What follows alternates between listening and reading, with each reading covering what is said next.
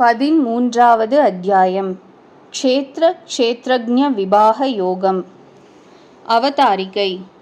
முதல் ஷட்கத்தில் முக்கியமாக அடைய வேண்டிய பிரயோஜனமாயும் பரபிரம்மமாயும் பகவானாயும் இருக்கின்ற வாசுதேவனை அடைய வேண்டியதற்கு உபாயமாகிய பக்தி என்கின்ற பகவானை பற்றிய உபாசனத்திற்கு அங்கமாயும் ஞானயோகம் கர்மயோகம் ஆகிய இவ்விரண்டு வித நிஷ்டைகளாலும் உண்டாக்கப்படுகின்ற ஜீவாத்மாவின் உண்மையை பற்றிய சாட்சாத்காரம் சொல்லப்பட்டது. நடு ஷட்கத்தில் முக்கியமாக அடைய வேண்டிய பிரயோஜனமாகிய பகவானுடைய உண்மையான ஸ்வபாவங்களும் அந்த மகிமையை தெரிந்து கொண்ட பிறகு உண்டாகக்கூடியதாயும் ஒரே நிச்சயத்துடன் கூடியதாயும் எப்பொழுதும் இடைவிடாமல் இருப்பதாயும் இருக்கின்ற பக்தி யோகத்தில் நிஷ்டை சொல்லப்பட்டது. மேலான ஐஸ்வர்யத்தில் விருப்பமுடையவர்களுக்கும் ஜீவாத்மாவின் கைவல்யத்தில் மாத்திரம் ஆசை உடையவர்களுக்கு இந்த பக்தி யோகமே அவரவர்களுக்கு வேண்டிய பலன்களுக்கு உபாயம் என்பதும் சொல்லப்பட்டது. இப்போது கடைசி ஷட்கத்தில் மேற்கூறிய 2 ஷட்கங்களில் சொல்லப்பட்ட பிரகிருதி ஜீவன் இவைகளின் சேர்க்கையினால் ஏற்பட்ட பிரபஞ்சம் ஈஸ்வரன் இவைகளின் உண்மையான ஸ்வபாவங்களும் கர்மயோகம் ஞானயோகம் பக்தி யோகம் ஆகிய இவைகளின் ஸ்வரூபமும் இவைகளை அனுஷ்டிக்கும் முறைகளும் நிரூபிக்கின்றன. அதில் இப்பொழுது இந்த 13வது அத்தியாயத்தில் தேகத்தினுடையதும் ஆத்மாவினுடையதும் ஸ்வரூபங்களும் தேகத்தின் உண்மையை நிரூபித்தலும் தேகத்தை விட வேறுபட்ட ஆத்மாவை அடைவதற்கு உபாயமும் தேகத்தை விட வேறுபட்ட ஆத்மாவின் ஸ்வரூபத்தை நிரூபித்தலும் அவ்வகைத்தான ஆத்மாவிற்கு அச்சேதனத்துடன் சேர்க்கை உண்டாவதற்கு காரணமும் அந்த தேகத்தை விட வேறுபட்டது என்று தெரிந்து கொள்ளுகிற விதங்களும் கூறா நிற்கும். முதல் ஷட்கம் இந்த சாஸ்திரத்தின் உபயோகத்தையும் சாஸ்திரம் உண்டாவதற்கு காரணமாகிய ஆத்ம சாட்சாத்காரத்தையும் சொல்லுகிற 2 அத்தியாயங்கள் ஒரு பாகமாகவும் அந்த ஆத்ம சாட்சாத்காரத்திற்கு சாதனத்தையே விவரமாக சொல்லுகிற 4 அத்தியாயங்கள் ஒரு பாகமாகவும் ஆக 2 பாகமாக பிரிக்கப்பட்டிருக்கிறது. 2வது ஷட்கமும் அங்கங்கள் அதிகாரி பலம் முதலிய வித்தியாசங்களுடன் கூடிய பக்தி யோகத்தின் ஸ்வரூபத்தை சொல்லுகின்ற 3 அத்தியாயங்கள் ஒரு பாகமாக எவ்வாறு பிரிக்கப்பட்டிருக்கிறதோ அவ்வாறே இந்த 3வது ஷட்கமும் 3 அத்தியாயங்கள் அடங்கிய 2 பாகமாக பிரிக்கப்பட்டிருக்கிறது. அதில் முதல் 3 அத்தியாயங்கள் அடங்கிய பாகம் பிரகிருதி ஜீவன் இவைகளின் சேர்க்கையாகிற பிரபஞ்சம் இவைகளுக்கு ஈஸ்வரனாகிய பகவான் இவைகளாகிற வஸ்துக்களை பிரித்து காட்டுகிறது. அர்ஜுனன் வாக்கியம். கேசவா, பிரகிருதி என்றால் என்ன? புருஷன் என்பவன் யாவன்? க்ஷேத்திரம் என்பது யாது? க்ஷேத்ரஜ்ஞனானவான் எவன்? ஞானம் என்பது எது? ஞேயம் என்பது எது? இவை யாவும் நன்றாய் உணர நிச்சயித்திருக்கின்றேன். ஸ்ரீ கிருஷ்ண பகவான் வாக்கியம். அர்ஜுனா, இந்த சரீரம், அதாவது நான் தேவன், நான் மனிதன், நான் பருத்தவன், நான் இளைத்தவன் என்று போக்தாவான ஆத்மாவோடு கூட ஒன்றுபற்று தோற்றுகிற இந்த சரீரம் இதை காட்டினும் வேறுபட்டு போக்தாவாயிருக்கின்ற ஆத்மாவின் போகத்துக்காக ஏற்பட்ட க்ஷேத்திரம் என்று சரீரத்தின் உண்மையை அறிந்தவரால் சொல்லப்படுகிறது. இதை பிரித்தும் மொத்தமாயும் இதை நான் அறிகிறேன் என்று எது அறிகிறதோ அது அறியப்படுகின்ற இந்த சரீரத்தை காட்டினும் அறிவதான குடம் முதலியவைகளை அறியும் பொழுது தேவனாகிய நான் அல்லது மனிதனாகிய நான் குடத்தை அறிகிறேன் என்று தேகத்தையும் ஆத்மாவையும் ஒன்றுபடுத்தி நினைத்தாலும் தேகத்தை அறியும் பொழுது இதை நான் அறிகிறேன் என்று அறியப்படுவதாய் பிரித்து அறிகையாலே சரீரமும் கூட குடம் முதலியவைகளைப் போல் ஆத்மாவை காட்டினும் வேறுபட்டதே. ஆனால் தேகமும் அதுவும் ஒன்றாய் தோற்றுவானேன் என்றால் உண்மையில் பசுவும் பசுத்தன்மையும் போல் ஆத்மாவை விட்டு பிரிந்தால் நிலைக்க மாட்டாமல் சரீரம் சேர்ந்திருக்கையாலே ஒன்றெனத் தோன்றக்கூடும். வேறு பொருளென்று ஆத்மாவின் உண்மையை அறிந்த பேர்கள் சொல்லுகின்றார்கள். ஆனால் அறிகிற வஸ்துவான இதன் ஸ்வரூபத்தை யோகத்தால் திருந்தி இருக்கிற மனிதனால் அறியலாமே, அல்லது கண் முதலியவைகளால் அறிய போகாமையாலே மூடர்கள் பிரகிருதி விகாரமான சரீரத்தையே ஆத்மாவென்று நினைத்து விடுகிறார்கள். அர்ஜுனா, தேவர் மனிதர் முதலான எல்லா சரீரங்களினும் அறிவதே வடிவாயுள்ள அந்த வஸ்துவும், அதாவது க்ஷேத்ரஜ்ஞன் என்கின்ற ஜீவனும் நான் என்பதே அறியக் கடவாய் என்றால், சரீரமாவது ஆத்மாவோடு சேர்ந்திருப்பதே ஸ்வபாவமாய் தனித்து நில்லாமை கொண்டு அதை ஆத்மாவோடு ஒன்றுபடுத்தியே குறிப்பிடுவது போல, ஆத்மாவும் பகவானோடு சேர்ந்திருப்பதே ஸ்வபாவமாய் தனித்திராமையாலே பகவானோடு ஒன்றுபடுத்தியே குறிக்கத்தக்கது. ஸ்ரீ சங்கரர் அபிப்பிராயம். அபரா பிரகிருதி என்றும் பரா பிரகிருதி என்றும் இரு வகைத்து. இதில் அபரா பிரகிருதியின் தன்மையாவது சம்சாரத்திற்கும் ஹேதுவானதும் என்விதமாக சொல்லப்பட்டதும் முக்குணங்களை உடையனவும் ஆம். இது க்ஷேத்திரம் என்று கூறப்படுகிறது. பரா பிரகிருதி என்பது ஜீவ பாவத்தை அடைந்த ஈஸ்வரனுடைய ஸ்வரூபமாய் இருக்கின்றது. இவ்வித இரண்டு பிரகிருதிகளால் ஈஸ்வரன் ஜெகத்தின் உற்பத்தி ஸ்திதி லயங்களுக்கு காரணம் ஆகிறார். க்ஷேத்திரம் க்ஷேத்ரஜ்ஞன் என்கின்ற இரண்டு பிரகிருதிகளை உடைத்தாயிருக்கிற ஈஸ்வரனுடைய தத்துவ நிச்சயத்தின் பொருட்டும் ஞானிகள் எந்த தர்மத்தை அனுஷ்டிக்கிறதினால் பகவானுக்கு பிரியமானவர்களோ அதனை உணர்த்தும் வண்ணம் இந்த அத்தியாயம் ஆரம்பிக்கப்படுகின்றது. முக்குணமுள்ள பிரகிருதியானது காரிய காரண ரூபமாய் பரிணமித்து தேகேந்திரியாதி ஆகாரங்களை புருஷனுக்கு போகம் மோக்ஷம் இவைகள் உண்டாக வேண்டியதற்காக க்ஷேத்திரமாய் ஆகின்றது. அந்த க்ஷேத்திரம் என்கிற தேகமானது குறைதல் முதலிய விகாரத்தை அடைகிறபடியினாலேயும் பூமியானது பயிர் முதலிய பலன்களை கொடுப்பது போல கர்ம பலனை கொடுப்பதினாலேயும் க்ஷேத்திரம் என்று கூறப்படுகின்றது. இந்த க்ஷேத்திரத்தை யாவனொருவன் நன்றாய் உணரத் தகுந்தவன் ஸ்வபாவ ஞானத்தினாலாவது உபதேச ஞானத்தினாலாவது பாதம் முதல் சிரசு வரையில் இருக்கின்ற அந்தந்த அவயங்களோடு கூடியிருக்கின்ற சரீரம் இவ்வாறென்பதை அறிகின்றானோ அவன் க்ஷேத்ரஜ்ஞன் என்று க்ஷேத்ரஜ்ஞர்களை தனித்தனியாய் அறிந்தவர்கள் சொல்லுகிறார்கள். ஸ்ரீ ராமானுஜர் அபிப்பிராயம். இந்த அத்தியாயத்தில் தேகாத்மாக்களின் ஸ்வரூபமும் தேகத்தின் உண்மையான ஞானமும் தேகத்தை விட்டு ஆத்மஸ்வரூபத்தை அடைய வேண்டிய உபாயமும் விமுக்தாத்மாவின் சோதனையும் ஆத்மாவுக்கு பிரகிருதி சம்பந்தம் உண்டானதற்கு காரணமும் இவற்றை உணர்த்து விவேகத்தோடு அனுசந்தானம் செய்ய வேண்டிய விதமும் சொல்லப்படுகின்றன. கருத்து யாதோவெனின் யோகத்திற்கு காரணமானது தேகம், போகத்தை அனுபவிப்பது ஜீவாத்மா.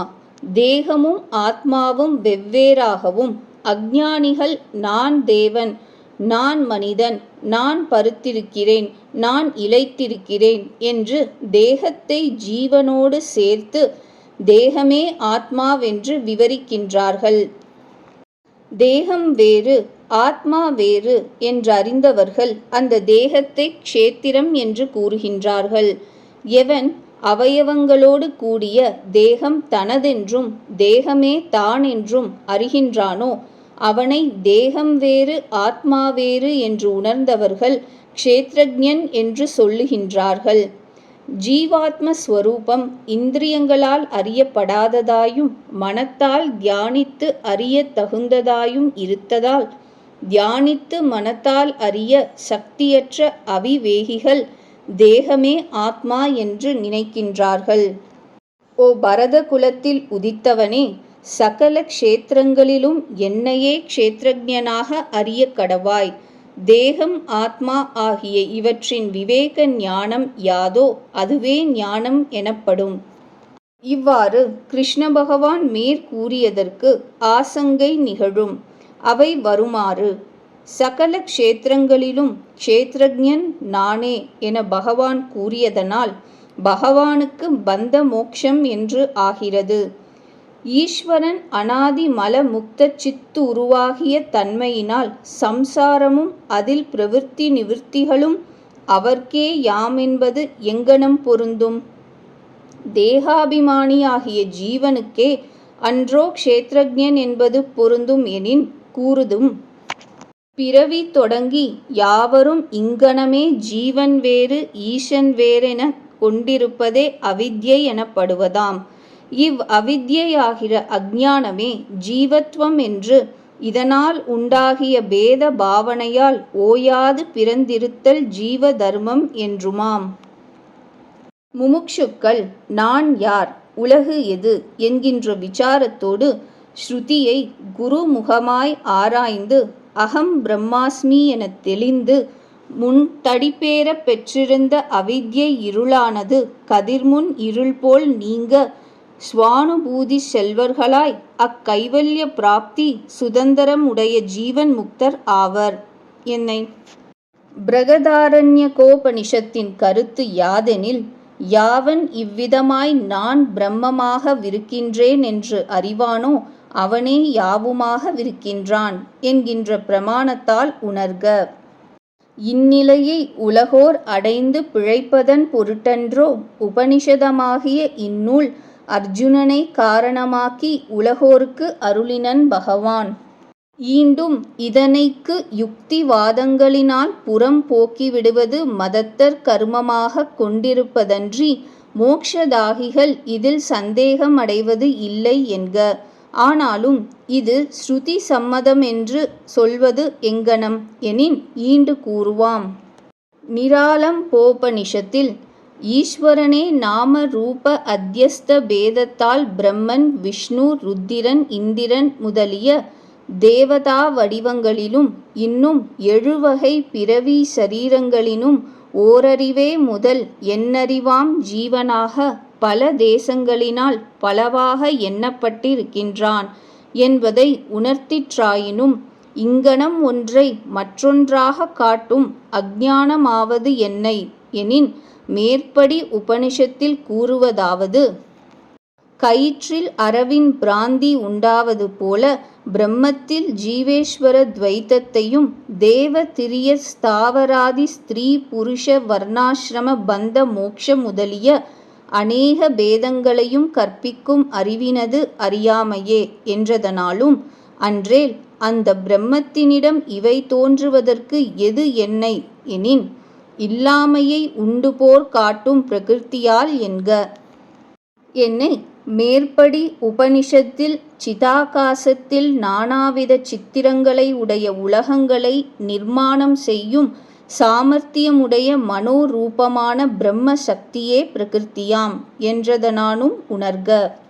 மேலும் தைத்திரியோபனிஷத்தை பிரமாணமாக காட்டியுள்ள ராமானுஜரது பாஷ்யத்தில் ஆனந்தமயனே பரமாத்மா என்றதனால் அவ்வானந்தமயமான பரமாத்மாவே மூன்றவத்தையினும் பஞ்ச கோஷங்களினும் நானானெனவிருக்கும் விஸ்வ தைசதம் பிராக்ஞர்கள் என்று ஆதலின் பரமாத்மா ஜீவாத்மாக்களுக்கு பரமார்த்தமாக துவைத்தம் சித்தியானது என காண்க. அன்றியும் சரஸ்வதி ரகசியோபனிஷத்தில் என்னிடம் ஜீவத்வமும் ஈஸ்வரத்துவமும் கற்பிக்கப்பட்டிருக்கின்றது, உண்மையில் இன்று என எவன் அறிகிறானோ அவன் முக்தனே, சந்தேகம் இல்லை.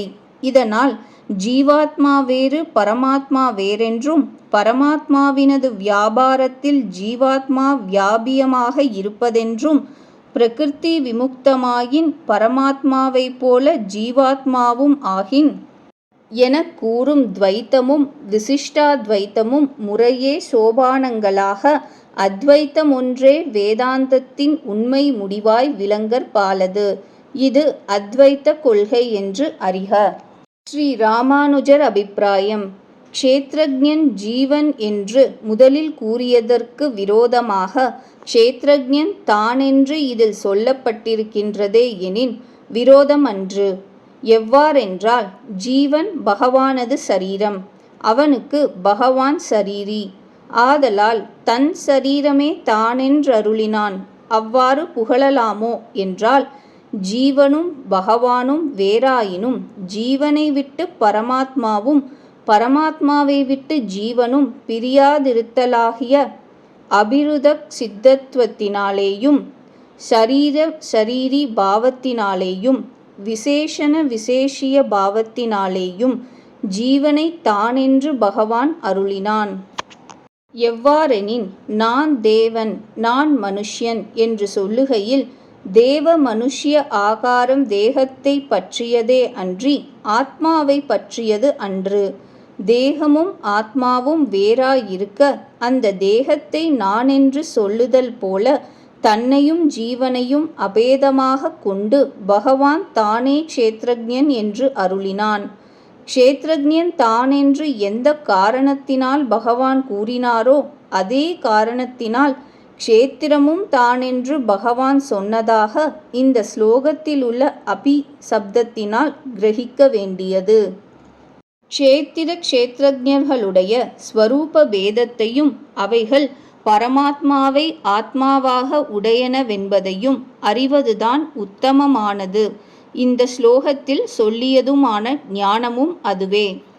அர்ஜுனா, அந்த க்ஷேத்திரம் என்பது என்ன திரவியமோ எவைகளுக்கு ஆதாரமானதோ அதற்கு விகாரம் எப்படிப்பட்டதோ எந்த பிரயோஜனத்திற்காக அது உண்டாயிற்றோ அது எதன் ஸ்வரூபமோ அதையும் அந்த க்ஷேத்ரஜ்ஞன் எப்படிப்பட்ட பிரபாவத்தோடு கூடியவனோ அவைகளையும் அர்ஜுனா உனக்கு சுருக்கமாய்ச் சொல்லுகிறேன் கேள்.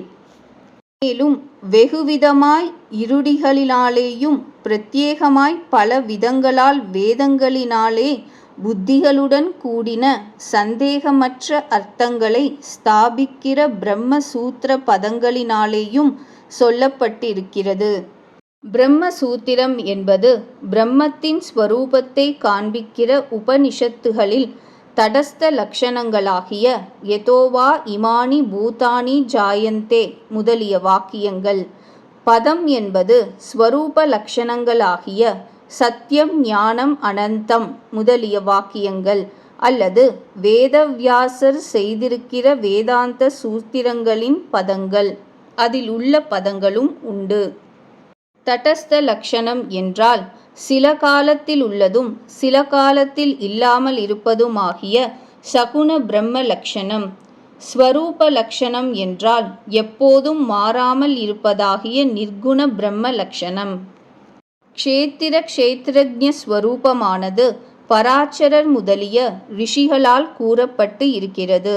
ஸ்ரீ விஷ்ணு புராணத்தில் அரசனே, நானும் நீயும் மற்றவர்களும் தேகங்களாய் மாறி நிற்கிற பிருத்திவி முதலான பஞ்சபூதங்களாலே காக்கப்படுகிறோம். இந்த பூத வர்க்கமும் குணங்களின் வெள்ளத்திலே வீழ்ந்து அதன் வசத்தினாலே நடத்தல் முதலிய வியாபாரங்களை பெற்றிருக்கின்றன. சத்துவம் முதலான அந்த குணங்களும் கர்மங்களுக்கு வசப்பட்டு இருக்கின்றன. அந்த கர்மங்கள் அவித்யினாலே சம்பாதிக்கப்பட்டு இருக்கின்றன. அவித்யானது சகல பிராணிகளிடத்திலும் இருக்கின்றது. ஆத்மாவோ சுத்தமாயும் நாசம் இல்லாததாயும் பசி முதலான க்ஷட்டூர்மிகளும் அற்றதாயும் சத்வாதி குணரகிதமாயும் குணமயமான பிரகிருத்தியை காட்டினும் வேறானதாயும் இருக்கின்றது. தேகமே ஆத்மா என்றால் அந்த தேகம் தலை, கால், கை முதலான அநேக வஸ்து ரூபம் ஆகையால் எந்த அவயவத்திலே அந்த வார்த்தையை பிரயோகிக்க கூடும்? இன்னும் நீ யார்? சிரசா, கழுத்தா, வயிறா அல்லது கால் முதலியவற்றுள் ஏதானாலுமா? சொல். இவ்வுடம்பிற்கு நீ யார்? உனக்கு இவ்வுடம்பு யாது? ஓ ராஜாவே, இவ்விதமாய் சகல அவயவங்களுக்கும் வேறாய் நிற்கின்ற நீ நன்றாய் ஆலோசித்து நான் யார் என்று சிந்தித்துக் கொள். ஸ்ரீ விஷ்ணு சகஸ்ரநாமத்தில் இந்திரியாதி சகலமும் வாசுதேவ ஸ்வரூபம் என்றும் சொல்லப்பட்டிருக்கிறது. இவ்வாறு ரிஷிகளால் வெகுவிதமாய் சொல்லப்பட்டு இருக்கிறது.